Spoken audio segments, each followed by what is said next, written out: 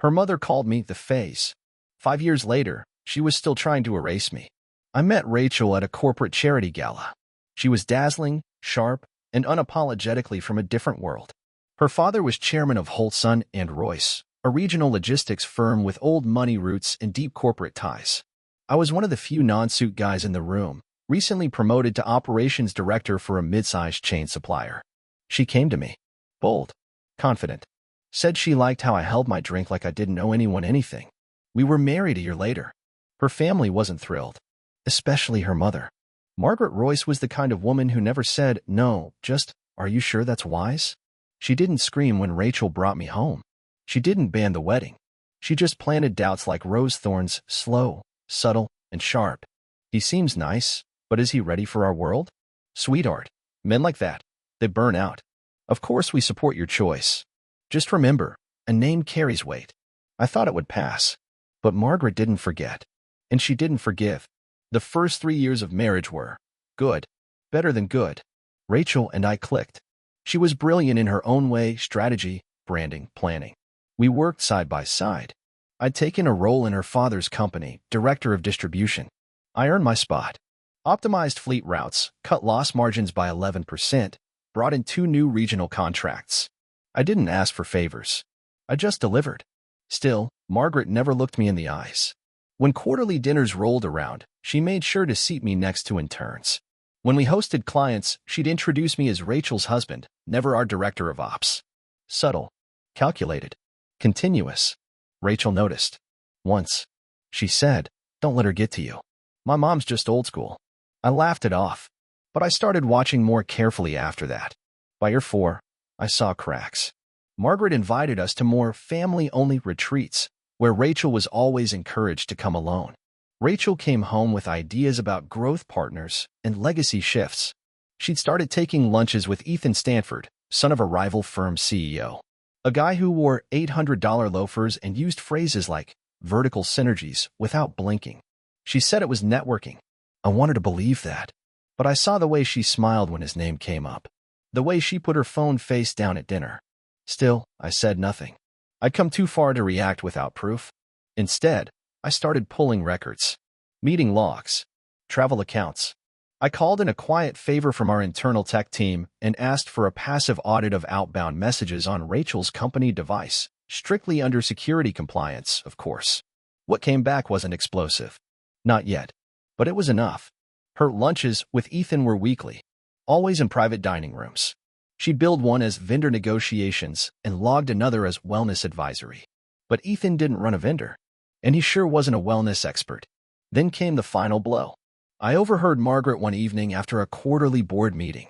I was walking back to the office to retrieve a file and paused at the door to her suite. It was slightly ajar.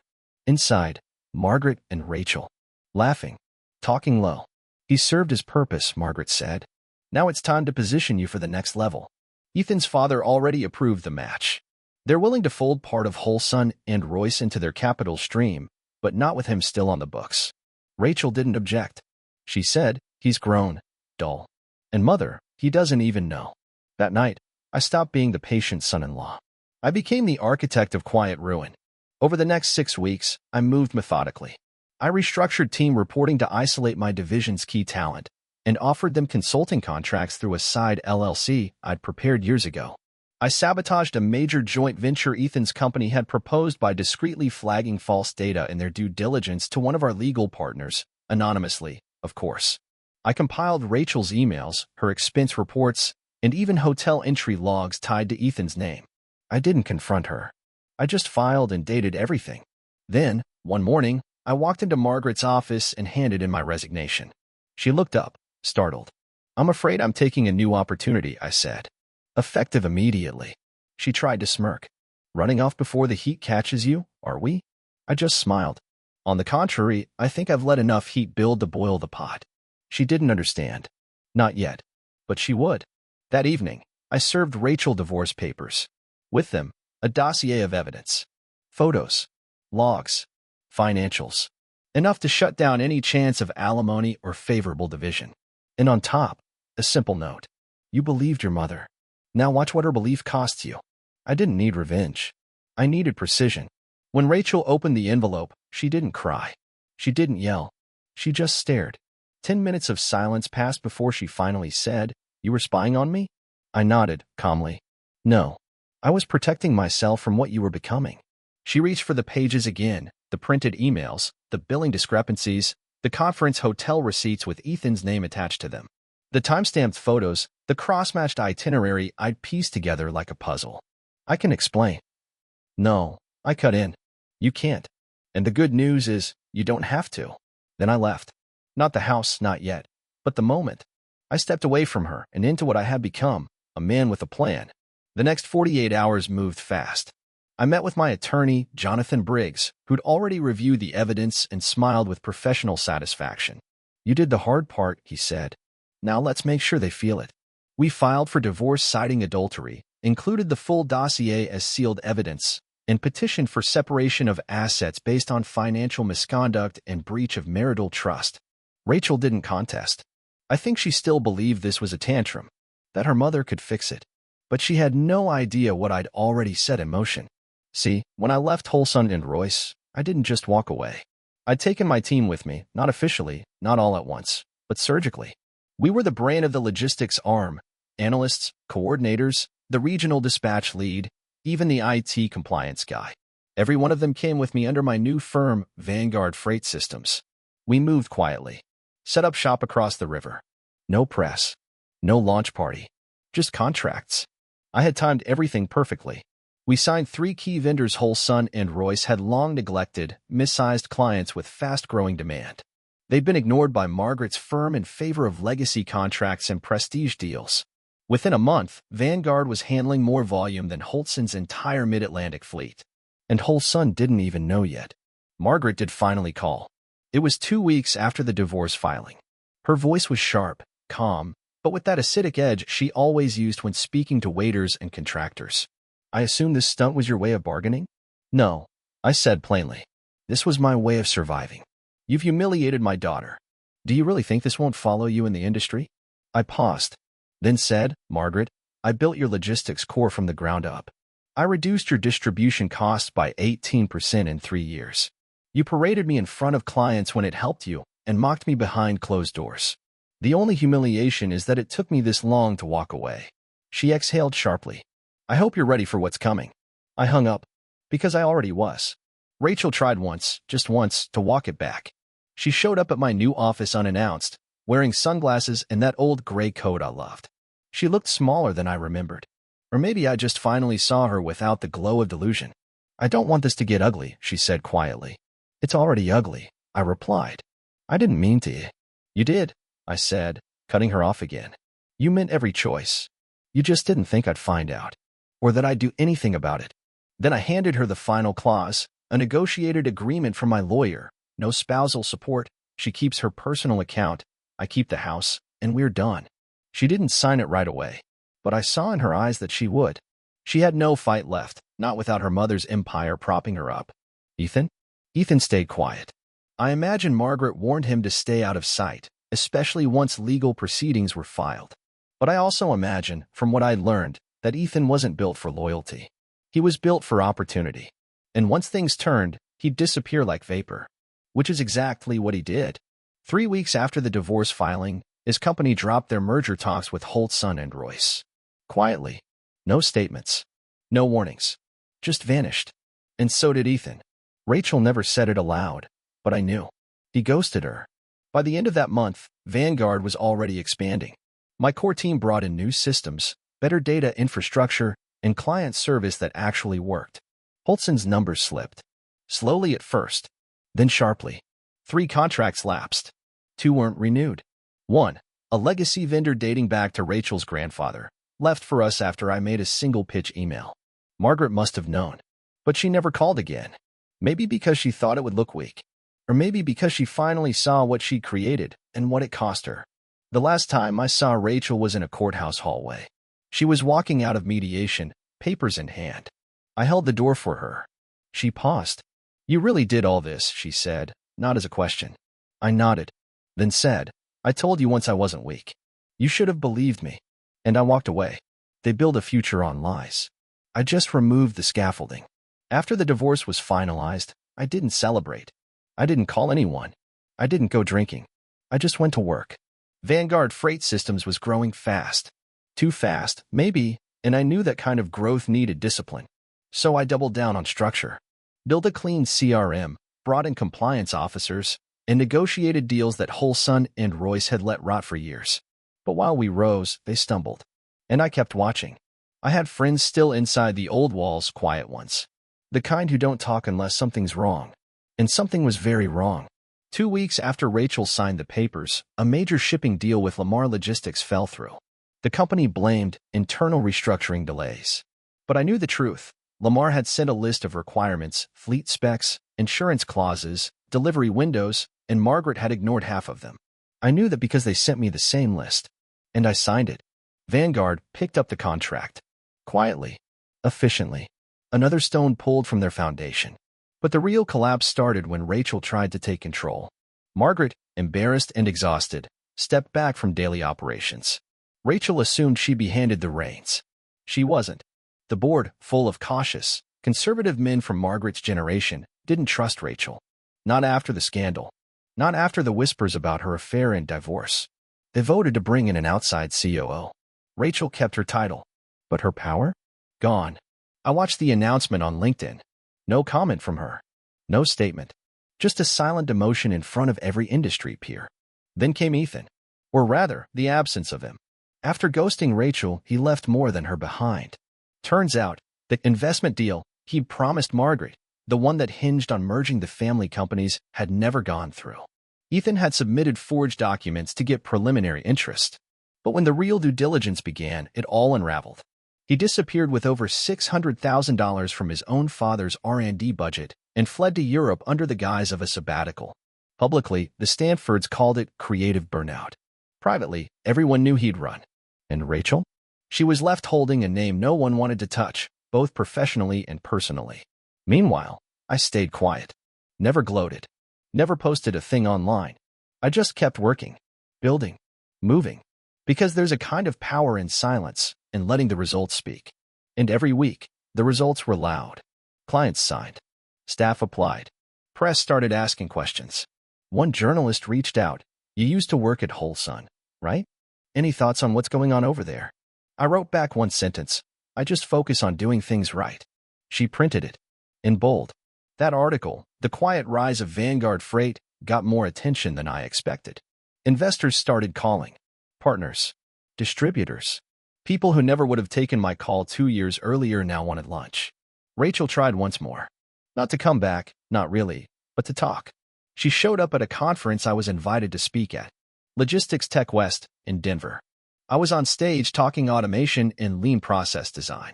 She was in the third row. Afterward, she waited by the coffee booth. You've changed, she said. No, I replied. I just stopped holding back. She looked tired. Her blazer was expensive, but the wear showed in her eyes. Do you ever regret it? She asked. I stared at her for a moment. Regret what? Walking away. Burning it all down. I sipped my coffee. I didn't burn anything, I said. I just refused to carry the rot. Then I walked away. A month later, Holson and Royce lost their largest long-haul account. That was the nail. The company began downsizing. Employees were laid off. Vendors stopped extending credit. Even the bank pulled its low-interest line after reviewing recent performance. Margaret tried to save face with a press release. Rachel went silent online. I didn't say a word. But inside, I felt something close to closure. Some people think revenge needs to be loud. Needs to be angry. Messy. Explosive. But the best kind?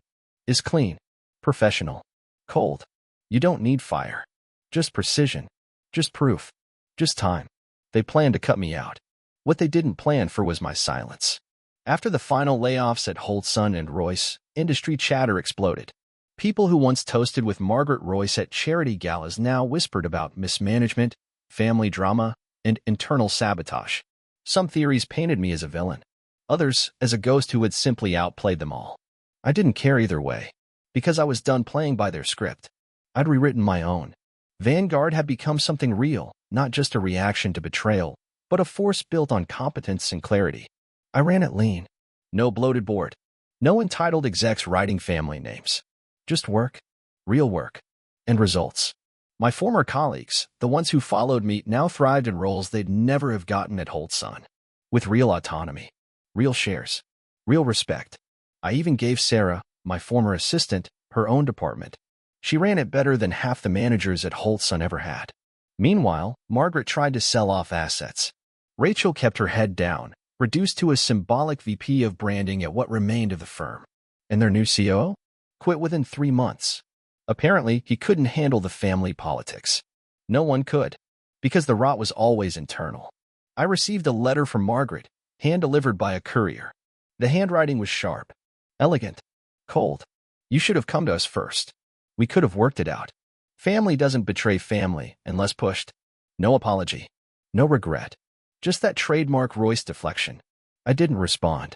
I kept the letter in a drawer for a while, then shredded it. Because I knew the truth. I didn't betray anyone. They betrayed themselves the moment they saw me as temporary, as a placeholder, as a stepping stone to someone richer, flashier, more fitting. Rachel's friend Jenna messaged me out of nowhere a few weeks later.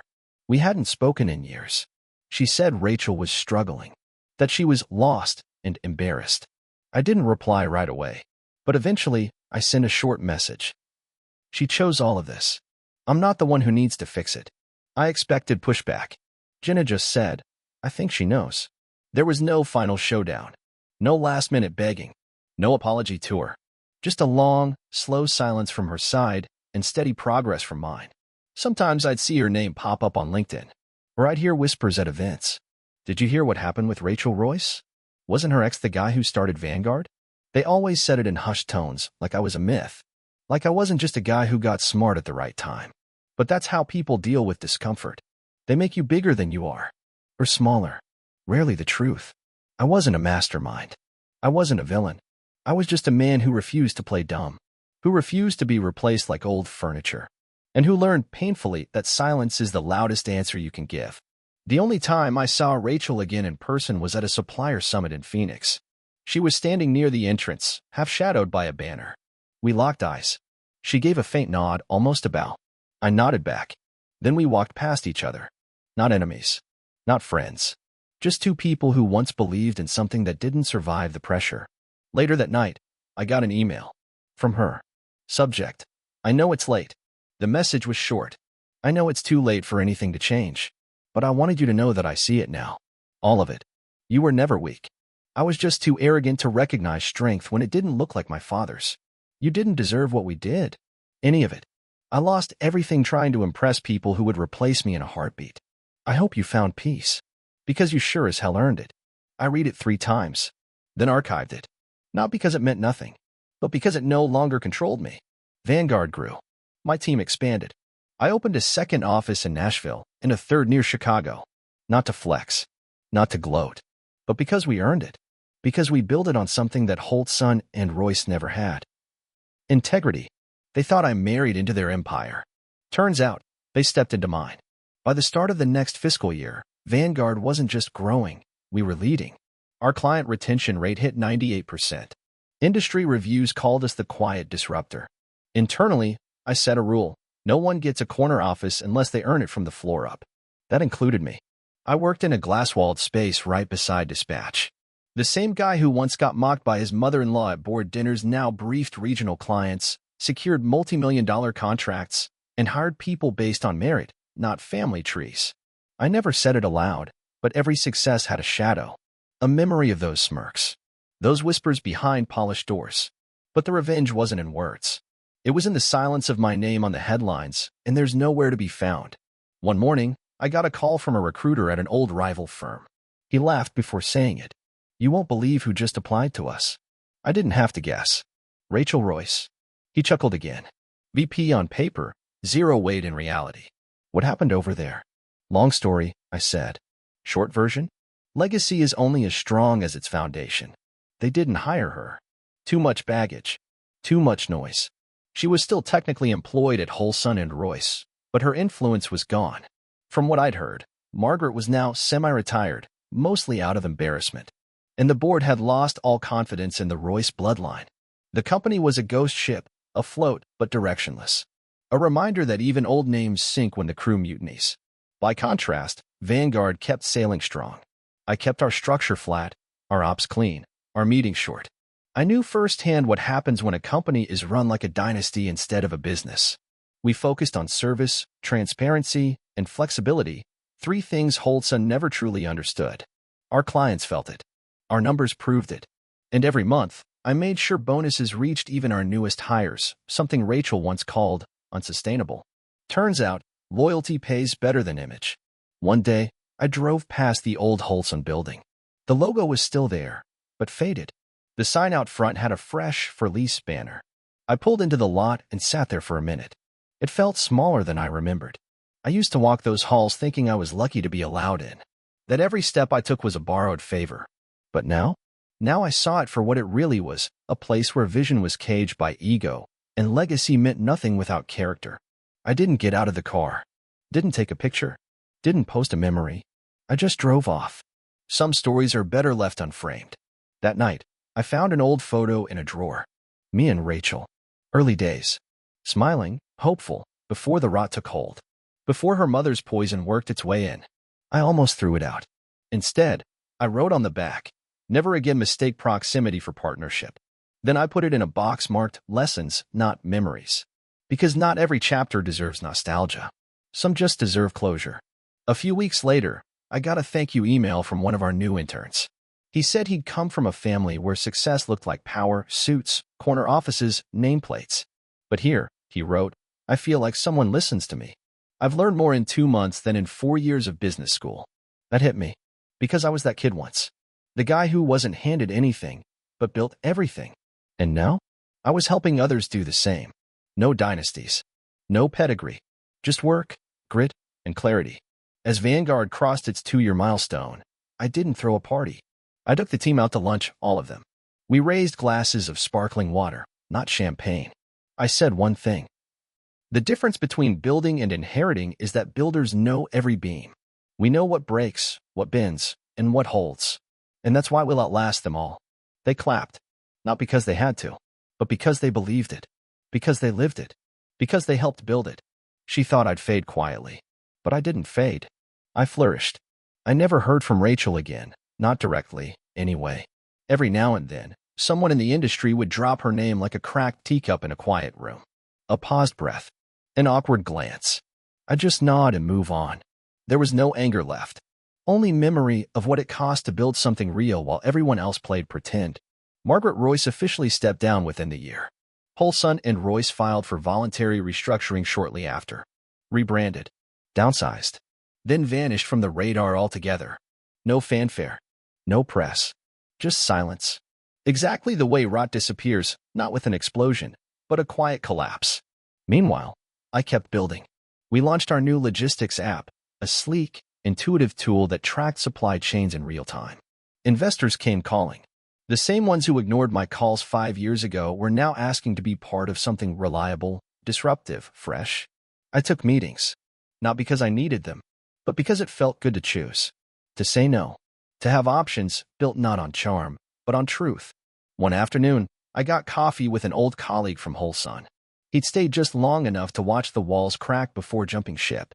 He told me Rachel had tried to start a consulting firm. She called it Royce Strategies, he said with a half smile. Didn't even last 6 months. I raised an eyebrow. She thought she could replicate what you did, he added, but without the part where you put in the work. That stung, not because I cared, but because I remembered the version of her who might have succeeded. The one before Margaret's whispers. Before Ethan. Before the lies. But that version was gone. And you can't rebuild someone who doesn't want to stand on solid ground. A year later, I walked into a small furniture shop in Colorado, handmade pieces, raw wood, brass accents. A familiar chair caught my eye. The kind Rachel always loved. We used to joke about having one in every room. The shopkeeper told me it was a custom design, made by a small team of independent builders. I smiled, because it reminded me that there are still people who build with care, who build for keeps. I didn't remarry. Not yet. But I started seeing someone eclair. An architect with a stubborn laugh and a voice that didn't flinch at truth. She asked me once what happened with Rachel. I told her the short version. She believed her family when they said I wasn't enough, I said. Then she tried to replace me before I even left. Claire nodded. And I walked away with my dignity. That's more than they ever gave me. She didn't press further. Didn't need to. She respected the silence between the words, the way a real builder knows when to stop sanding and just let the grain show. Sometimes, I still see the old life in dreams. Margaret's office. Rachel's perfume. The buzz of meetings that meant nothing but politics and performance. I wake up thankful, not bitter. Just grateful I got out when I did. Years passed. Vanguard expanded to 6 regional hubs. We launched a mentorship program for veterans entering the logistics field. I handed more control to my leadership team, trusted them, rewarded them, and every now and then, a young employee would ask me, "Why did you leave Wholeson?" I'd say the same thing every time. Because I believed in building something that didn't require a last name to matter. In the end, Rachel's story faded, not because she disappeared, but because no one held on to the myth. And me? I kept walking, kept creating, kept leading. Because revenge isn't about punishment. It's about proving to yourself that you were never the weak one. You were just in the wrong room.